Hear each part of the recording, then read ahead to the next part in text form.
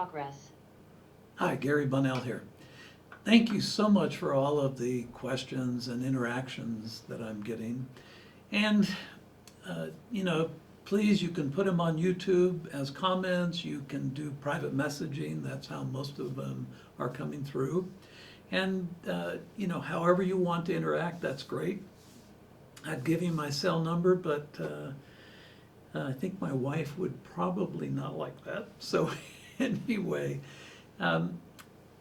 I've been doing this work that I've been doing for, about 42 years, workshops on out-of-body exploration, consciously moving out of body, workshops on how to access the Akasha and how to interpret the information within the Akasha, and the Akasha being Gaia's mind. And also, you know, doing private sessions with people. 32 years now I've been doing them globally. It's really been an amazing journey for me, and hopefully it's been of value to the people I've worked with.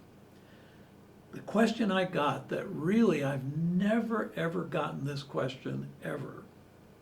That question was, Gary, what's in it for you? What do you get out of doing an Akashic session or a Akasha session or a Book of Life session with an individual?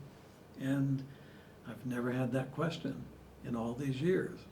So let me approach it this way.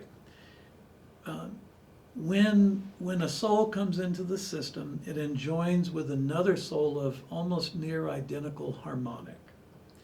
And then those souls create oversouls so that they can then collaborate with human spirits. And those oversoul positions create timelines, and they averages around 350 timelines that can cover a span of Earth time of 25 to 30,000 years. So when you're looking at somebody's Akashic record, that's their soul record, eternal soul record. And the witness of that eternal soul through each individual timeline with usually a different spirit in each timeline.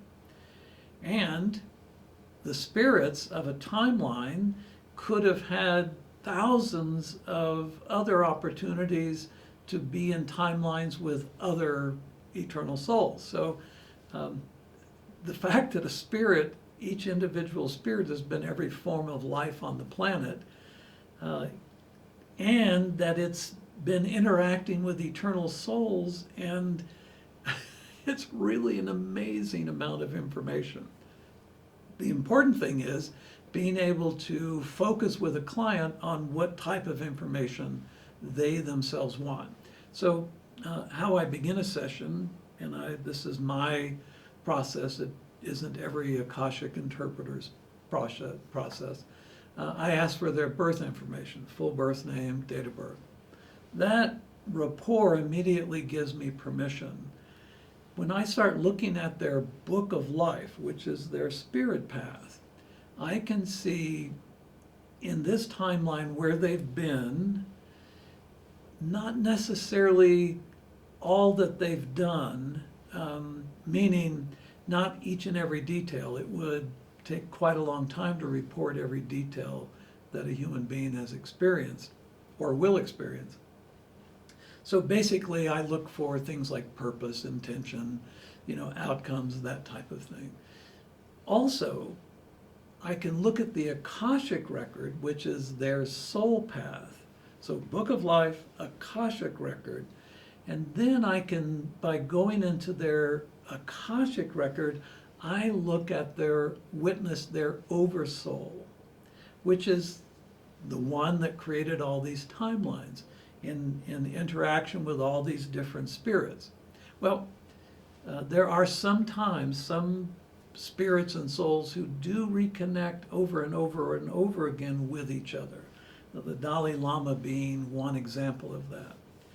So when you really start to look at the data that's available, the information can take you way back millions of years when souls were in the solar system, eternal souls on Mars, Maldek, planet that used to orbit Jupiter. When you look at all of the different aspects of an eternal soul's experience in the solar system, and then how it witnesses all these different spirits it's involved with, I mean, that's an enormous amount of information. In all the books I've written, over 20, available on Amazon, thank you. When I look at all that information, it can actually be a little voluminous, to the point where I have to really focus on what the client wants to get done, what the client wants out of the Akashic session. And the hardest thing for me in interpreting data is knowing if the person really wants certain types of information. Like, I always have the policy that if a person doesn't ask, and I've got information, and I don't give that information unless they ask about it. And if I see that that information could be of value to them, could actually help them, then I ask them, like, do you have any questions about your health or your relationships? And then that way we can focus myself and that person in that direction. So looking along a timeline for a client is really quite a lot of fun. Seeing how they've developed certain abilities in past incarnations, and if that will apply in this timeline. It's often because we've advanced so quickly in the last 70 years, it's hard for some of those abilities to translate into this timeline. So it's really, what I get out of it is just this amazing opportunity to look at past civilizations and a whole variety of different cultures, and watching a spirit go through ancestral timelines where they reincarnate over and over again through bloodlines, watching a soul hopscotching through time. Spirits are linear, souls are simultaneous. So a soul leaving the relationship with this spirit, say in this timeline, when that body ceases to function, that spirit goes into a waiting period. I think it's, in some tradition, it's called the guff, and wrongly called the well of souls. It should be the well of spirits. And that eternal soul then immediately goes to the next timeline.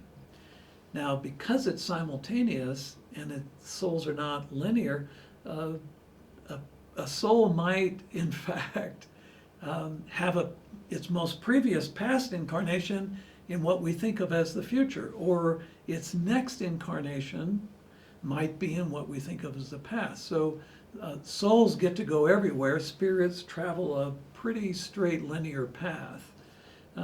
It helps them with the strategies they've built and the epigenetics that they are familiar with by a spirit incarnating in ancestral bloodlines. So all of this information is just fascinating. And when you've done thousands and thousands of sessions with people, you get to see how everything is so connected. And you get to see, the great thing is, for me, you get to see how people are connected up through their relationships, through soul groups and spirit gatherings, and how all that collectively plays out through timelines. So, what's in it for me? It's this, I get to witness this amazing journey that souls and spirits take. And when I do like 10 sessions a day, I get to see how all of those sessions interrelate, And I get to also see how people function as a collective. So yeah, I get a lot out of it. I truly get an amazing amount of information out of doing an Akashic session with someone. So I'm so grateful when I get booked for a session. It to me is just astounding and amazing that people want to see all this. And I'm so happy and so hopeful that the information then translates into making their life path a little bit easier as a spirit. Souls are witnessing non-judgmental, eternal beings.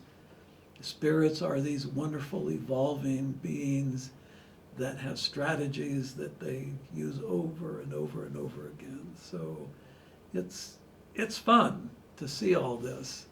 It's fun to see how people react to the immutable events along the timeline.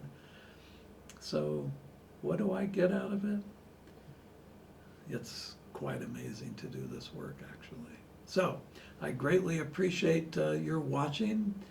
Thank you so much, and hope to connect again soon. Bye for now.